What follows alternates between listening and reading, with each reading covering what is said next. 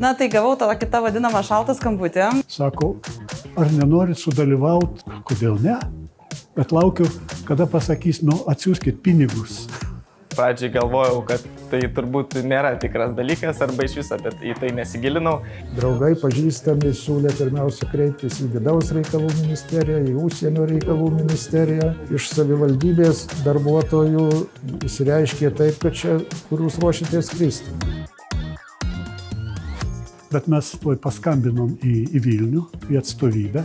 Iš atstovybės paskambino į Briuselį. Galiausiai po to po pakankamai daug paieškų ir pokalbių su kitais pasiryžau išbandyti ir pažiūrėti, ar tai yra tikras procesas. Paskutinis akcentas buvo tada, kai jau tikrai gavau bilietus, pasitikrinau, kad tikrai tikri, jau tada buvo aišku, kad tikrai vykstu į Briuselį.